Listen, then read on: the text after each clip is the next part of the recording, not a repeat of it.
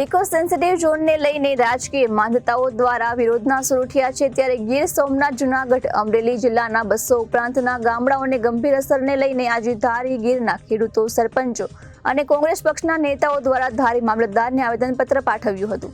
આવેદનપત્ર પાઠવવા અગાઉ પૂર્વ વિપક્ષ નેતા પરેશ ધાનાણીએ પણ ખેડૂતો અને સરપંચોની મુલાકાત લીધી હતી। ગામડાઓ અને ખેડૂતોને બચાવવા માટે કોંગ્રેસ પક્ષ ધારી તાલુકાને બચાવવા આગળ આવી હતી, જે રાજકીય નહીં પણ બિન રાજકીય આંદોલન શરૂ થાય તેવી શીખ પરેશ ધાનાણીએ આપી હતી। કોંગ્રેસ સાથે ખેડૂતોએ મૌન રેલી સ્વરૂપે મામલતદારને આવેદનપત્ર પાઠવીને કાળો કાયદો રદ કરવાની માંગણીઓ કરવામાં આવી હતી। કોંગ્રેસ સાથે સિંહોના ગઢ ગણાતા આંબરડી ગ્રામજનોએ પણ અલગ આવેદનપત્ર પાઠવ્યું હતું। ઇકો સેન્સિટિવ ઝોન સામે વિરોધ કરી આવેદનપત્ર પાઠવ્યું હતું, જ્યારે ગીર સોમનાથ જિલ્લામાંથી ઇકો સેન્સિટિવ ઝોનના ઉઠેલા વિરોધ હવે અમરેલી જિલ્લાના ધારીમાં પહોંચ્યો છે। સરપંચો, ખેડૂતો સાથે કોંગ્રેસે આવેદનપત્ર પાઠવીને ઇકો સેન્સિટિવ ઝોનનો કાળો કાયદો રદ નહીં થાય તો શાસ્ત્ર સાથે શસ્ત્ર ઉઠાવવા પડે તો પણ પાછી પાની નહીં કરવાની ચીમકી ધારી કોંગ્રેસ પ્રમુખ રવિ હિરાણીએ ઉચ્ચારી હતી। આ કાયદો 2008માં લાગુ કરવામાં આવેલો।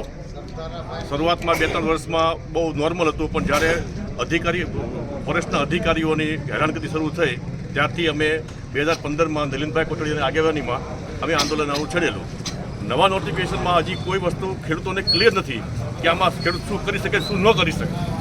એટલે જે 157 પાનાનું જે નોટિફિકેશન બહાર પડ્યું છે એનું વિધિસર એનું ખેડૂતોને સમજાય એવી એક પત્રિકા સરકાર બહાર પાડે અને ખેડૂતને સમજાવે કે હકીકતે આમાં ખેડૂત શું કરી શકે, શું ન કરી શકે। આને માટે અમારે જે કરવું પડે આ બિન રાજકીય આંદોલન થવાનું છે। જે કરવું પડે હવે કરસો તાલુકામાંથી 72 ગામ છે આ જિલ્લાના આવેલા છે, એ 72 ગામનો અમે પ્રવાસ કરીને તમામ ખેડૂતને સાથે રાખીને અમે આંદોલન કરશું। ધારી યાર્ડ મુકામે આજે સમગ્ર વિસ્તારમાંથી ખેડૂતો, આગેવાનો અને સ્થાનિકો ઇકો સેન્સિટિવ ઝોનના વિરોધમાં આવેદનપત્ર દેવા માટે મામલતદાર કચેરીએ જવાના છીએ।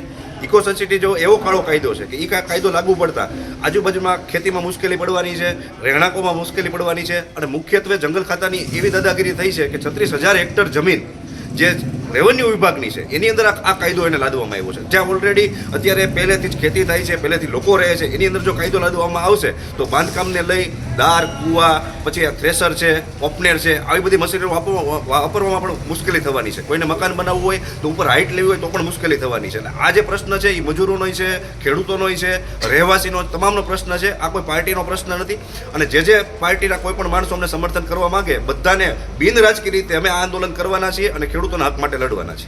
જી, આપના મુખ્યત્વે મુદ્દાઓ ક્યાં છે? મુખ્યત્વે મુદ્દાઓ એવા છે કે વન વિભાગની જે સીમાઓ છે અહીંયાથી તો ઘણા કિલોમીટર દૂર છે, તો પછી રહેણાંક વિસ્તારમાં જે વર્ષોથી વસવાટ થઈ રહ્યો છે, વર્ષોથી ખેતી થઈ રહી છે, નાના મોટા ઉદ્યોગો છે, ત્યાં આ કાયદા લાવવાની જરૂર શું? એની કોઈ જરૂર નથી। આ તો ફક્ત ને ફક્ત કંઈક ને કંઈક રીતે રાજકીય રીતે આ વિકાસ અટકાવવાની વાત છે, બાકી વન્ય પ્રાણીઓનો જે અવર જવર નથી, કાંઈ આવરો જાવરો નથી, ત્યાં આ કાયદાની કાંઈ જરૂર નથી। રિપોર્ટર સંજય વાળા, ABC ન્યૂઝ, ધારી।